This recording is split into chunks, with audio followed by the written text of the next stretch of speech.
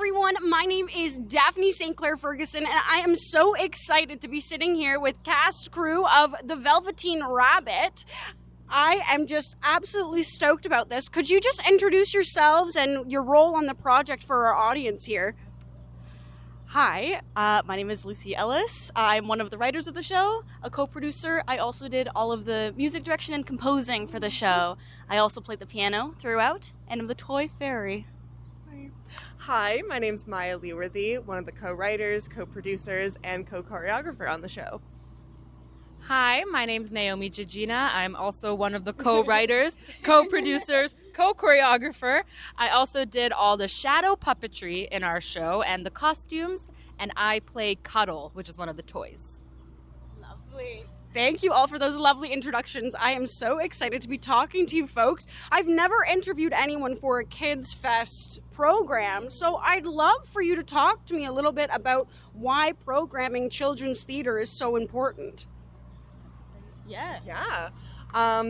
Children's theater is it's the way we create a new generation of theater lovers. I also think having stories that just touch the heart is very important. So yes, it is for kids, but it's also anybody can come if you want a nice hug feeling after a show. Anything to add? Yeah, I just say our show is based off a children's book, but we like to say it's for all ages and like a family-friendly show. We've had lots of, in our past shows when we've done this, we've had lots of young audience members that are like leaving with smiles, and then also some older like grandparents and adults that are also with smiles and also with tears. So I do think it's a show that touches everyone. And why the Velveteen Rabbit? What drew you to that story initially? Well, it's a story that kind of like came up when, as I was talking to you about this before, we had a TYA unit in theater school, and our project was to adapt a children's story into a short piece for children.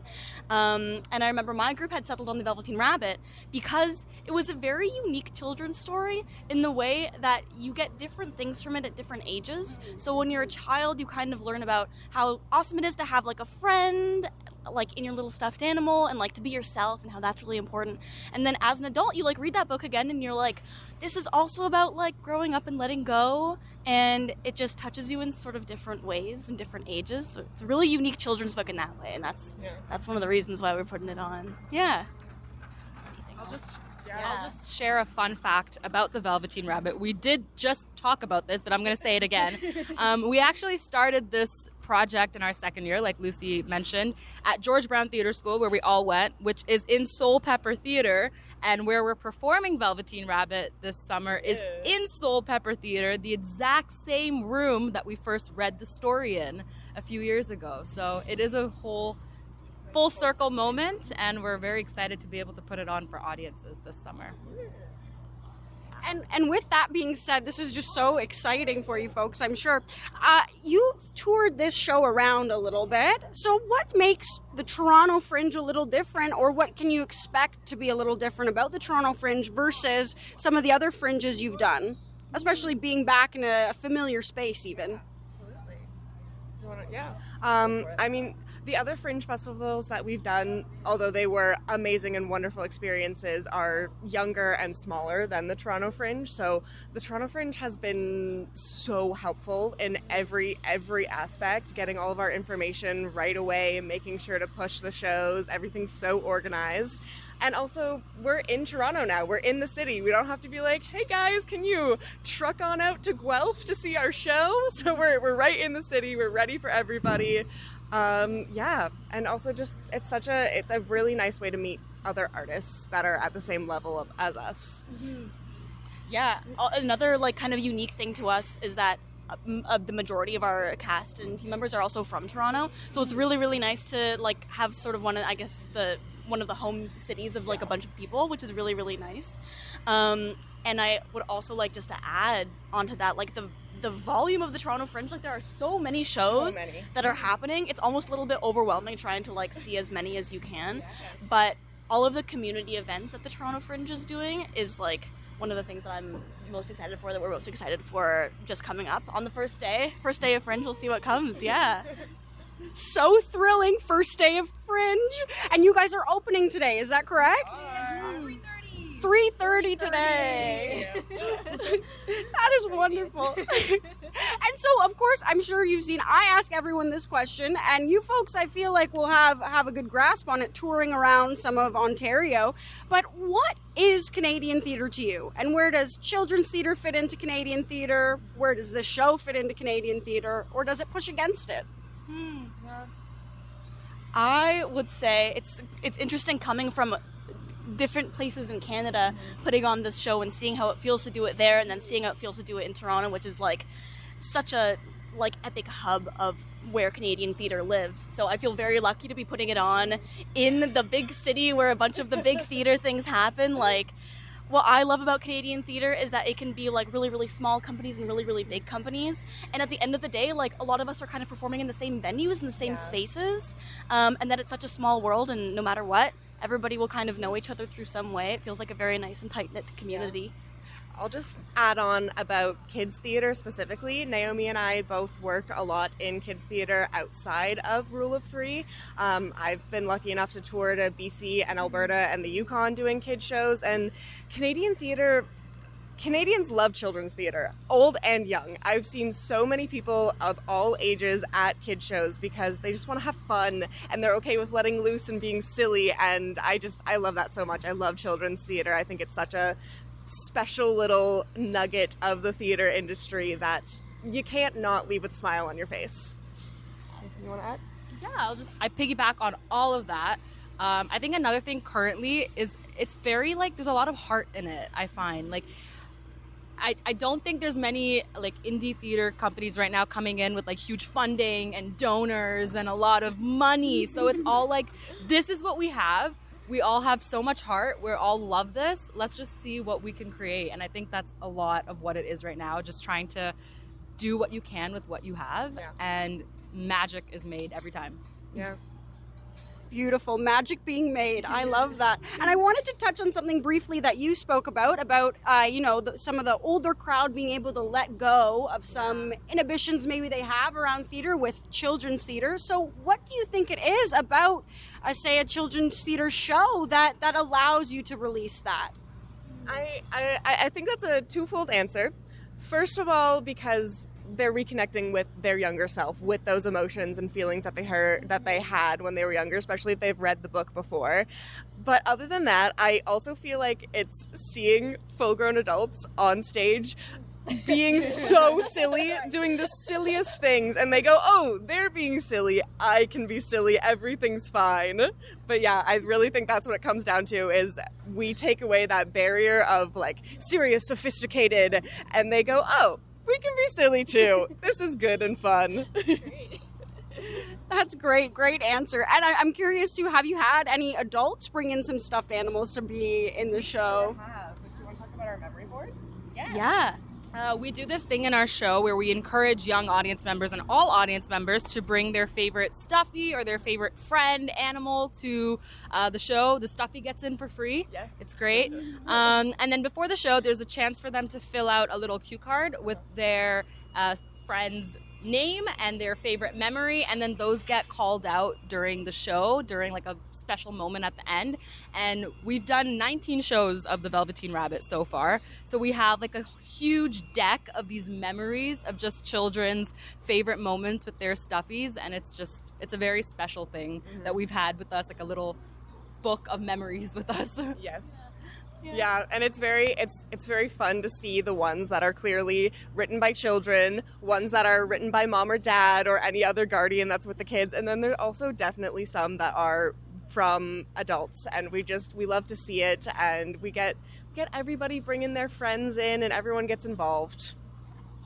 Yeah, and when we did our very first shows, I was the person that got to choose the cue cards to read and then call them out, and sometimes I would read a cue card and I could see in the audience which stuffed animal I was reading, and I was like, oh my gosh. So it's such a great way to kind of connect with the audiences during the show, before, after, and then hold them with us during all of our runs. So I think it's super fun. That is just going back to the magic. That is just truly magical, really, seeing everything. Speaking of, I wanted to talk a little bit about your shadow puppetry in the show. Talk to me a bit about that. What was that like, choreographing it, doing it? What's the response been? The shadow puppetry has been really fun. It's something that when we started working on this show, I really wanted there to be shadow puppetry in it because you don't see much of it in theater. Like, I personally haven't seen much of shadow puppetry or just shadow work. So it's just been like a lot of figuring it out as we go. I've done a couple shows before this where I've used shadow puppetry, but it's not like I'm an expert on it or anything. It's really just been figuring it out as you go. We have a big screen on our set, and then behind there is where all the shadow puppetry happens. We make a joke that one of our biggest sponsors is cardboard, because all of our props are made from cardboard, and again, that's what is like the crafty hominess of our show. And it's been really fun, like teaching everyone a little bit about shadow puppetry, and I've been seeing like other people get interested in it as well, which is super exciting. And yeah, it's been something that we've been playing with, something we've been learning with.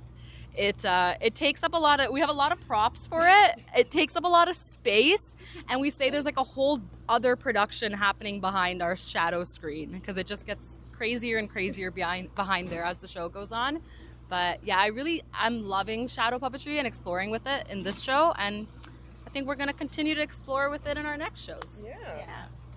That's wonderful. And as you learn and grow and you get craftier and more funding, maybe they can become bigger and better, right? Fingers crossed. Buy your tickets to this show so they can do some more shadow puppetry. More of that, more of that.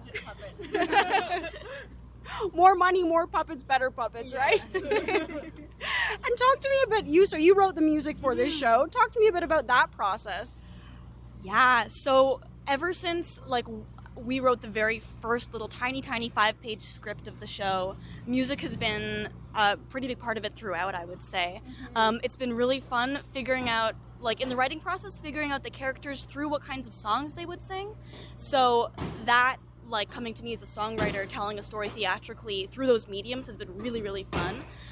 On top of that, I play the piano throughout the show, but what I kind of am enjoying about that process is I've never like actually written out any sheet music for myself.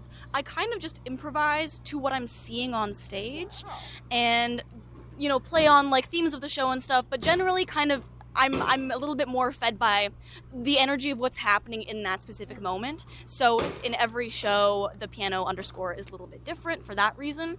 And as a musician, I get to be very fulfilled and kind of like creative, like on the fly in that sense, which I've also been finding like super, super fun. And I know we've done like 19 shows and everything, but like it just never ever gets old. And I think it's just like, yeah, it's super fun.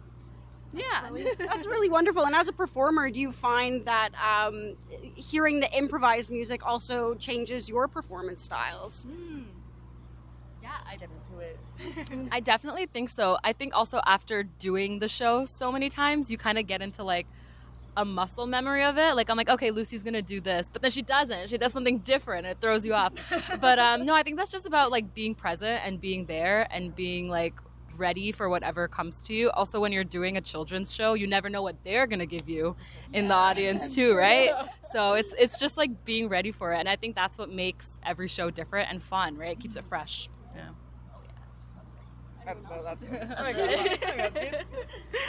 All right, I've got one final question for you folks. Once again, I've been asking this to everyone I've interviewed. What do you want to do with your life? Big question. Lucy, you want to go? Sure. I can also go. Ooh, what a crazy question. Okay, I'm just gonna be really general with it, I think.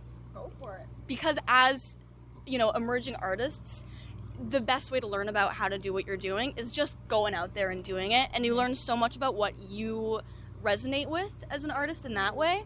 And I've been finding the things that I've been really glued to is telling stories through songs and through theater in that way, and connecting with audiences in real time through those original songs that tell those stories. There we go. That was beautiful. Thank you. Yeah, I just want to keep telling stories in any way that I can. We'll see whether that means I'm on stage, off stage, writing. I want to keep making stories, preferably with these two, because we have fun. What they said. I'm joking. Yeah, echoing all of that. And I think especially after this process of Velveteen Rabbit, we've each taken on so many different roles and production parts and jobs and everything. But a part of that has also really been like a blessing because we've tried so many different things and kind of dipped our toes in so many different things. So I think that's what I want to continue to do, just like explore things, but maybe give myself a little bit more time in those different avenues than just jumping back and forth. But yeah, continuing to create, continuing to try things, and expanding our hat of all the things that we do. Our hats. Yeah. Yes. You are going to have the biggest hat you've ever seen. By the end of Fringe, it's just going to grow and grow. All three of us. I can see it already. Is there anything else our audiences should know before going to see Velveteen Rabbit? Anything you want them to know? Bring your stuffed animal, no matter how old you are, and Yes. fill out those cue cards so that we can involve you in our story every night. Also, we have a couple of post-show activities. We're going to have some meet and greets with our Velveteen Rabbit, and we might learn a song or a little bit of a dance from the show. So, if you come to a show and have a meet and greet after, then maybe you want to come see the show again, and then you'll have learned a song. You can sing along. It's going to be lots of fun. Anything else? Yeah, we just hope to see people. It's always great to perform to full audiences, so come on out, and I hope you love our show as much as we do. Yeah. This is wonderful. I just can't wait to see your hats grow and grow and grow and get bigger. Fill them with stuffed animals and little trinkets. I'm so excited for you folks. Thank you so much for joining me. And everyone, make sure to check out the Velveteen Rabbit at the Fringe. This is Daphne St. Clair Ferguson signing off. Watch the next video. It's pretty cool. My name is Daphne St. Clair Ferguson. My name is Daphne St. Clair Ferguson. Watch the next video. Watch the next video. It's pretty cool. Watch the next video. My name is Daphne St. Clair Ferguson. Watch the next video.